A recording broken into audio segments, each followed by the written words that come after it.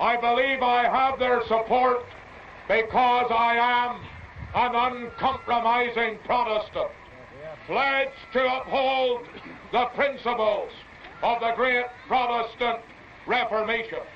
It is obvious that the Unionist Party is quite prepared to set Catholic against Protestant in this country, rather than give the reforms which would in fact mean that there would be an end to sectarianism. Catholics march in one direction, Protestants, accompanied by the blare of martial music, march in the other.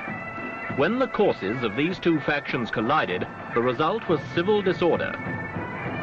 This week, Echo looks beyond the parades to the causes of strife in Northern Ireland.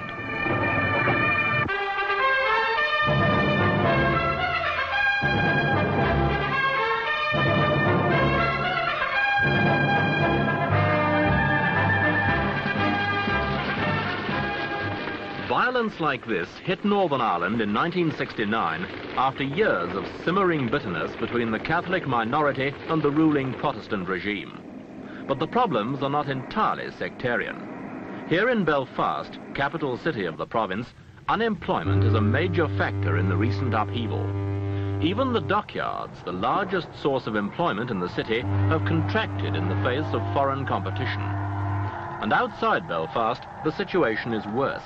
In some areas, the unemployment rate runs as high as 20% of the working population. Apart from the dockyards, there is little other heavy industry.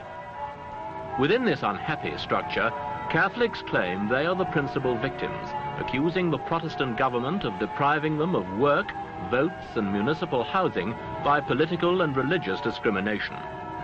And while the economic problems are large and long-standing, it is religion above all which divides this land. 1690 is a date which ranks in many ways more important than 1970 within the confused infrastructure of Northern Ireland's religious divisions. In this annual reconstruction of the Battle of the Boyne, the Protestant forces of William, Prince of Orange, later to become King of England, defeat the Catholic army of King James II. Today, that victory is celebrated with fervour by the Protestants of the province as living proof of their right to rule. They have been fighting the same battle for nearly 300 years.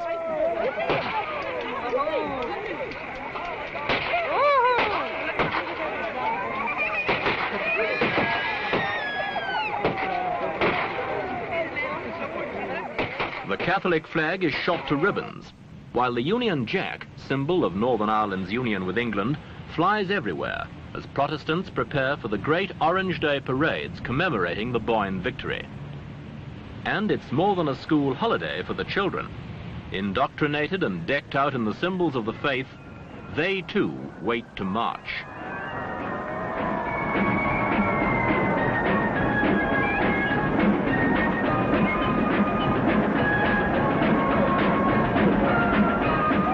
The bands and the banners of the Protestant Orange Lodges wind in day-long procession through the streets of all Northern Ireland cities on Orange Day, and Catholics remain out of sight.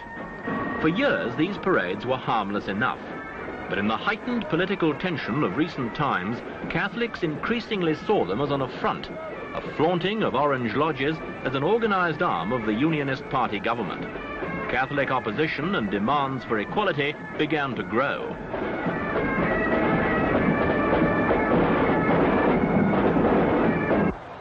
Under its own banner, the illegal flag of error, the civil rights movement inevitably captured massive support. Civil rights protests against alleged discriminations were regarded at first as no more than a nuisance.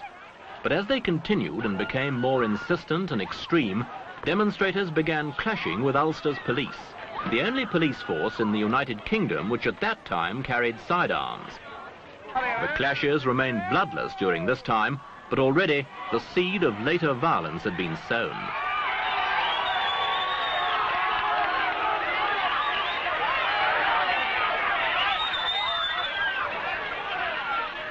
Demonstrations broke out like a rash across the face of Northern Ireland.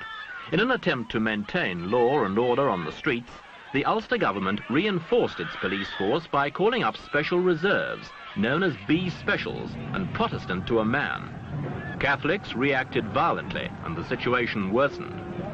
Civil rights degenerated into battles of the crudest kind in Belfast, Londonderry and other towns.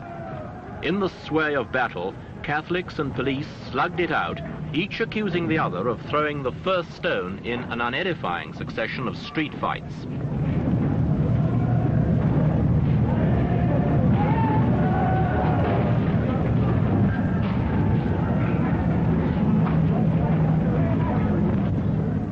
A great many of the civil rights complaints about vote rigging, inequality of housing and job opportunity, as well as the brutal behavior of police and B specials, were later supported, at least in part, by an independent inquiry.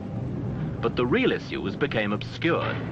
The battle engulfed Catholic areas in Belfast and Londonderry, and as the fighting grew more bloody, petrol bombs ominously replaced stones as the main weapons. And into this arena stepped two champions with diametrically opposed views.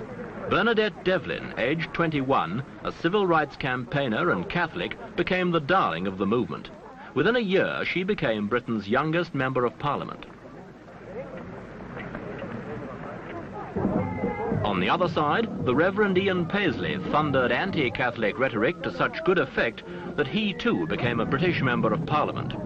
And as the violence moved into a new and more vicious phase, their voices became the battle cries of two factions now embroiled in a bitter, bloody clash. Oh God, visit Ulster at this time. Remove from us the tyrants who would seek to take away our liberty. Be pleased to stir the people of this land. And oh God, in wrath, remember mercy, and for thy Son's sake, give us great victory. If I thought it would bring justice to the people of this country, I would be quite prepared to give my life. The only thing is that in the present situation, because the Unionist Party is not prepared to do anything, quite a few of us may give our lives for nothing. But as always, when politicians speak of victory and the laying down of life, it was the ordinary people who suffered the privations and the loss.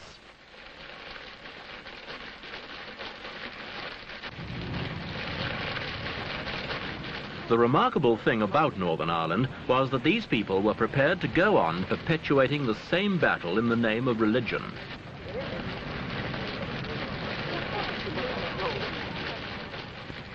Whatever political motives actuated the Ulster government and the civil rights leaders, the fight became basically between men, women and children of the Catholic faith against men, women and children of the Protestant persuasion. In 1969, when it became clear that the Ulster police could no longer contain the violence, the British government stepped in. Troops were sent in force to the province to restore order.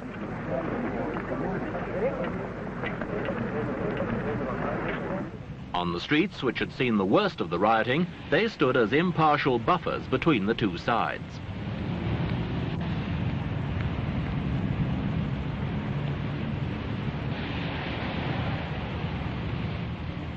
With a nightly curfew, the troops imposed a temporary peace. The brief threat of intervention from Éire, the Irish Republic which constitutes the rest of Ireland, added fresh fuel to the situation for a time. But gradually the barricades behind which the Catholic communities had defended themselves did come down. While Catholic news sheets kept up the pressure, the province itself seemed exhausted by months of rioting. And when Bernadette Devlin was sent to prison for her part in the Londonderry battles, the expected mass demonstrations were on a smaller scale than before. It wasn't my decision. There's not much I can do about it.